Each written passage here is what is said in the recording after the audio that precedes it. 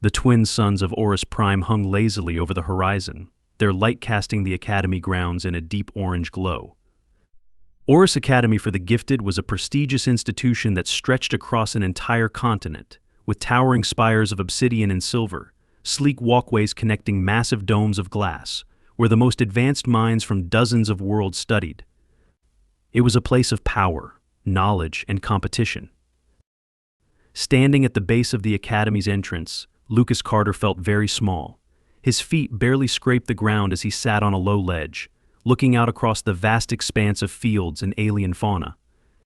His brown eyes narrowed in frustration as the endless bustle of students passed him by. Most of them didn't even notice him, a lone human among a sea of alien species. To them, Lucas was insignificant. He tugged at the collar of his academy uniform, a sleek black jacket with silver accents. It was supposed to be a symbol of status, but to him, it felt more like a costume. He was the first human to ever be admitted into Orris Academy, a place renowned for its elite alien students who came from wealthy and powerful families. Back on Earth, Lucas had been a prodigy, but here he was nothing more than a curiosity, a fragile, inferior being among towering, powerful aliens. "Hey, dirt kicker," a sharp voice cut through his thoughts. Lucas sighed. He didn't have to look up to know who it was. Drennak. The hulking figure of Drennak loomed over him. Drennak was a Korlak, a species known for their size and physical prowess. He had 4 muscular arms, and his skin was a deep cobalt blue, his features sharp and intimidating. He towered over Lucas, at least twice his height, and his eyes gleamed with a cruel amusement. Behind him, 2 other Korlak students laughed, their chuckles deep and guttural. Lucas forced himself to meet Drennak's gaze. "What do you want, Drennak?"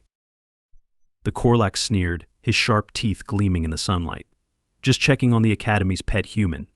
Shouldn't you be back on your pathetic little world, digging in the dirt? This place is for real students." The other Korlak snickered, and Lucas felt a burning anger rise in his chest. It was always like this, every day. Ever since he'd arrived at the Academy, Drennak had singled him out, bullying him at every opportunity. Lucas was small, fragile, and easy to push around. And in the grand scheme of things, in a place where students came from the most advanced and powerful civilizations in the galaxy, what was one human compared to a Korlak? Lucas clenched his fists. "I'm here because I earned it, just like everyone else." Drennak snorted, folding 2 of his arms across his chest while the other 2 rested on his hips. "Earned it? The only reason you're here is because the Academy wanted a little pet project, a human experiment. You're nothing. You can barely keep up with the coursework." Lucas stood up, glaring up at Drennak. "I don't have to prove anything to you." Drennak's eyes darkened, and in an instant, one of his hands shot out, grabbing Lucas by the collar and lifting him off the ground. Lucas struggled, his feet kicking in the air as Drennak held him effortlessly. "You think you're something special, human? Maybe I should remind you of your place." "Put him down," a voice called out from behind them. Lucas barely managed to turn his head to see who had spoken. Kira Sorna, a Selan, stood at the edge of the courtyard, her bright silver eyes narrowed in disapproval. Kira was one of the few students who hadn't treated Lucas like an outsider. The Selans were known for their intelligence and their almost ethereal beauty, with their translucent skin and delicate features. But despite her slender frame, Kira had an air of quiet authority. Drennak hesitated, clearly annoyed, but even he knew better than to openly defy a Selan. He dropped Lucas unceremoniously to the ground, and Lucas landed awkwardly on his feet, stumbling back but managing to stay upright. "Stay out of this," Selan Drennak growled, his eyes narrowing on Kira. "This is between me and the dirt kicker." Kira's gaze remained steady, and her voice was calm but firm. "Last time I checked, Orris Academy had rules against harassment. Unless you'd like to explain to the administration why you're breaking them, I suggest you leave." Drennak clenched his jaw, his hands curling into fists. But after a moment he huffed and turned away, motioning for his companions to follow. "This isn't over, Carter," he spat over his shoulder as he stormed off. Lucas let out a breath he hadn't realized he'd been holding, rubbing his sore neck. "Thanks," he muttered. Kira walked over to him, offering a small smile. "Don't thank me. You shouldn't let him get to you. He's just trying to prove he's better because he's afraid." Afraid of what? Lucas asked, incredulous. "I'm the smallest, weakest student here. He could crush me with one hand." "Exactly," Kira said, tilting her head slightly. "Drennak doesn't want to admit that there's more to strength than just physical power. You're different, Lucas. That's why he's afraid of you." Lucas frowned, but Kira's words stayed with him long after she walked away. Different. Maybe that was the problem. No matter how hard he tried, no matter how much he studied or practiced, he was always going to be different here. He was human, and in the eyes of most aliens that made him weak. But if there was one thing Lucas had learned from his time at the academy, it was that being underestimated could be a powerful advantage.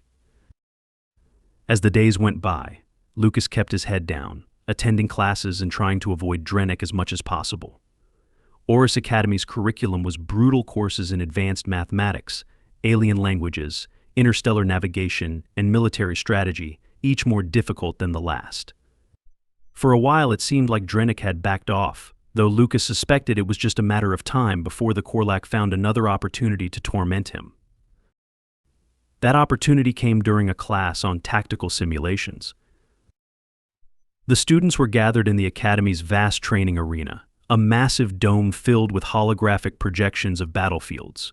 Each student was assigned a team and given a scenario: a planetary invasion, a diplomatic negotiation turned hostile, or a fleet battle on the edge of known space. They were expected to come up with strategies to win, using their knowledge of alien technology and tactics. Lucas stood at his station, feeling a knot form in his stomach as the holographic interface activated. The simulation displayed a barren moon, with a series of military bases scattered across its surface. His team had been assigned the task of defending the bases against an overwhelming enemy force. As Lucas scanned the battlefield, he noticed Drennak on the opposing team, his massive form hunched over his console as he sneered across the room. "Perfect," Lucas muttered under his breath. Drennak was going to make this personal. The simulation began, and within minutes it became clear that Drennak's team had the upper hand. The Korlak's brute force approach, sending wave after wave of heavily armed soldiers and assault vehicles, was overwhelming Lucas's team. They were losing ground fast. Lucas's teammates, a mix of alien species, started to panic. "We're going to get wiped out.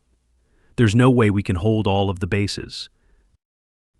We need to regroup and reinforce our defenses," one of them said.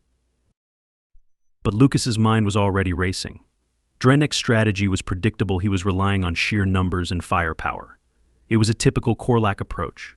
They believed in brute strength above all else. But brute strength wasn't the only way to win a battle. "No," Lucas said, suddenly his voice firm. "We're not going to hold the bases." The others looked at him in confusion. "What do you mean? That's the whole point of the mission." "We can't win by holding the bases," Lucas said, his eyes narrowing as he studied the simulation. "Drennak expects us to fight defensively, but we can use that against him. We're going to make him overcommit." Lucas quickly outlined his plan, and though his teammates were skeptical at first, they followed his lead. Instead of spreading their forces thin to protect each base, they consolidated their troops in key choke points, making it look like they were retreating. Drennak's forces, thinking they had the advantage, surged forward, spreading themselves out as they tried to capture all the bases at once. And that's when Lucas struck. With their forces concentrated in a few strategic locations, Lucas's team launched a counterattack, hitting Drennak's troops where they were most vulnerable, isolated, and overextended. The tide of the battle shifted rapidly as Drennak's forces, caught off guard, began to fall apart.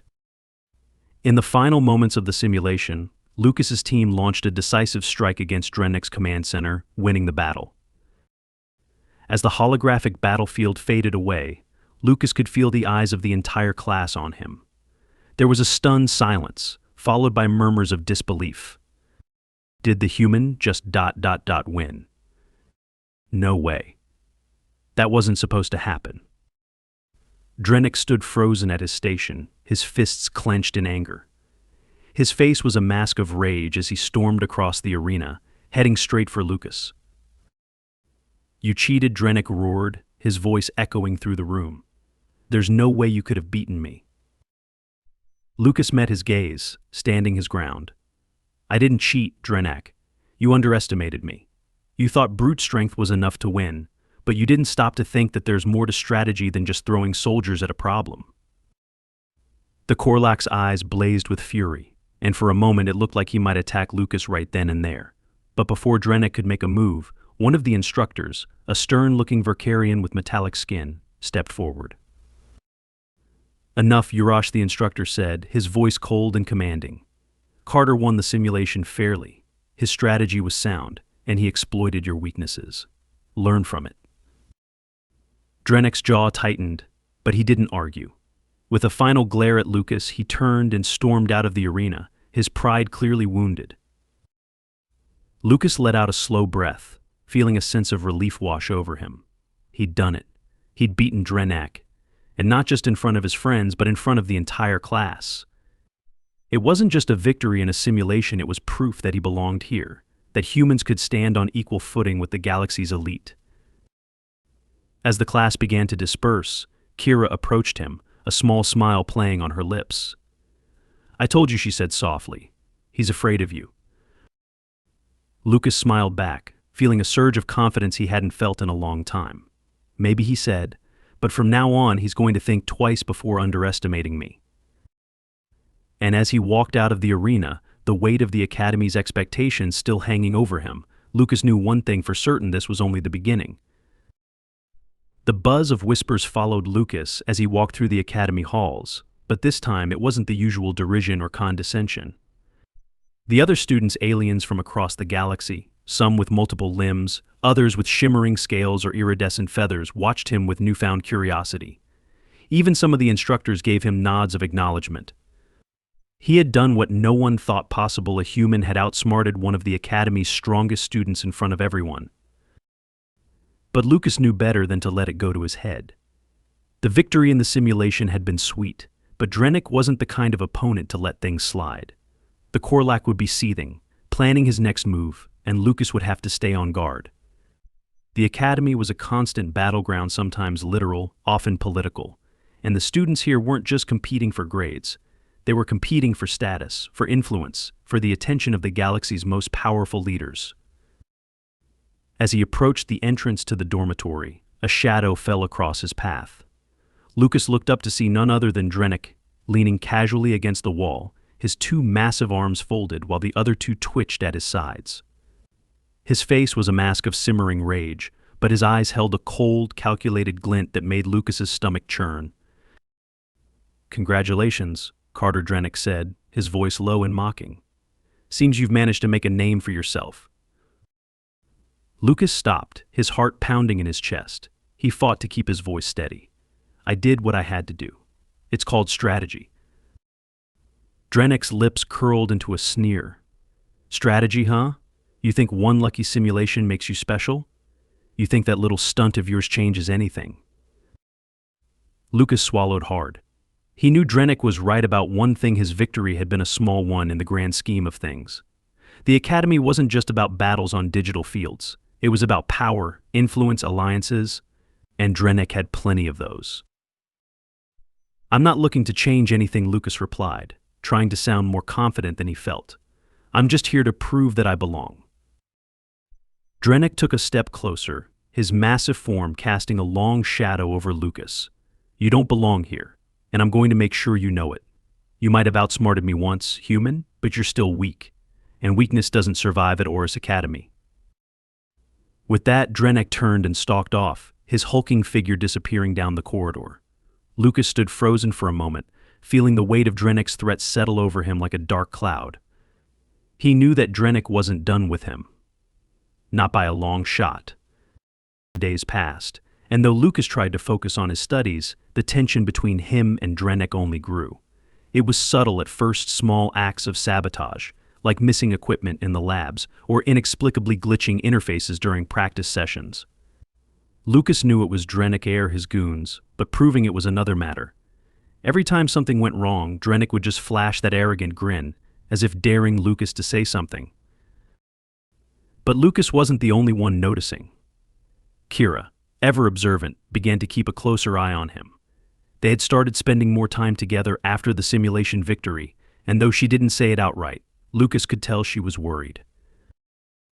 One evening, after a particularly grueling tactical simulation class, Kira met Lucas outside the mess hall. She had that knowing look on her face, the one that told him she'd been thinking. "He's not going to stop, you know," she said softly, her silver eyes catching the light from the floating orbs that illuminated the academy grounds. "I know," Lucas muttered, rubbing the back of his neck. "I'm just trying to keep my head down. I don't want to give him more reasons to come after me." Kira frowned. "Keeping your head down won't work. Drennak's a bully, but he's also smart. He's waiting for you to slip up." Lucas sighed. "So what am I supposed to do? Fight him?" Kira shook her head. "No, if you fight him on his terms, you'll lose. He's stronger, more influential, and he has the backing of half the Academy's power players. You need to outthink him again. But this time, you need to make it permanent. You need to show everyone that underestimating you is a mistake they won't forget." Lucas stared at her, feeling a mix of admiration and dread. He knew she was right, but the thought of taking on Drennak again this time in a more public way was daunting. "How?" he asked, his voice barely above a whisper. Kira smiled faintly. "Leave that part to me." The following week, word spread quickly about a major event at the Academy, a grand, multi-level simulation competition that would pit the best students against one another in a series of increasingly complex challenges. It was an annual event, but this year, the stakes were higher than ever. Rumor had it that several key representatives from the Galactic Alliance would be attending, scouting for future leaders and tacticians. And as Lucas soon discovered, he had been nominated to participate. "You're kidding," Lucas said when Kira told him the news. They were sitting in one of the Academy's lush, green gardens, a quiet spot away from the bustling students. "Not kidding," Kira replied, her tone serious. "It wasn't easy to get your name on the list, but you've earned it." Lucas felt his stomach flip. "But I'm not ready for something like this. Drennak's going to be in it, isn't he?" Kira nodded. "Of course. He's a favorite to win. But that's exactly why you need to be there." Lucas stared at the ground, his mind racing. The idea of facing Drennak in front of the entire Academy, and potentially in front of some of the most powerful leaders in the galaxy, was terrifying. But Kira's words echoed in his head. "You need to outthink him. You need to make it permanent." "I don't know if I can do this," Lucas said quietly. Kira reached out, placing a hand on his arm. "You can. You've already proven that you have the intelligence and the strategy. This is just another test, and I'll be there to help you." Lucas looked up, meeting her steady gaze. There was something about Kira's confidence that gave him strength. She believed in him, and maybe, just maybe, that meant he could believe in himself. The day of the competition arrived, and the atmosphere at the Academy was electric. Students, instructors, and high-ranking officials from various alien worlds gathered in the massive arena, eager to watch the best of the best face off in a series of simulations designed to test every aspect of their abilities: tactics, leadership, combat, and diplomacy. Lucas stood in the preparation area, his heart racing as he glanced at the other competitors. There were a dozen of them, each one an elite student from a different world. Drennak stood at the far end of the room, surrounded by his Korlak entourage, his eyes locked on Lucas with a predatory gleam. Kira approached him, her expression calm and focused. "Remember, this isn't just about brute force. The final challenge is going to be the most important, and that's where you'll have the advantage." Lucas nodded, trying to steady his nerves. He'd spent the last week preparing, running through scenarios in his mind, strategizing with Kira. He knew Drennak would come at him hard, but Lucas had something Drennak didn't: the ability to adapt, to think on his feet. The competition began with a series of elimination rounds, smaller simulations that tested their skills in different areas. Lucas managed to hold his own, using quick thinking and unconventional tactics to stay in the game. By the time they reached the final round, there were only 4 competitors left: Lucas, Drennak, a reptilian strategist named Zoran, and a brilliant insectoid tactician known as Nella. The final challenge was unlike anything they had faced before. It was a massive, multifaceted simulation that combined elements of diplomacy, warfare, and survival. Each competitor would be given control of a small fleet and a planet to defend, while also negotiating alliances with alien species and fending off attacks from hostile forces. The goal was to establish dominance without being wiped out. Lucas's heart raced as the simulation began. He quickly assessed his resources, allocating ships to protect key positions while sending envoys to nearby factions. But even as he focused on building alliances and fortifying his defenses, he knew Drennak would be gunning for him. And he was right. Within minutes, Drennak's fleet launched a brutal assault on Lucas's planet, overwhelming his defenses with sheer numbers. Lucas gritted his teeth, knowing he couldn't win in a direct confrontation. He had to think differently. Kira, he whispered into the communication link they'd been given for strategic advice. I need to outmaneuver him. I can't hold him off forever. Don't fight him head-on, Kira replied, her voice calm. Lead him into a trap. Use his aggression against him. Lucas's mind raced. A trap. Of course. He ordered a retreat, pulling his fleet back to a less defensible position, making it look like he was on the run.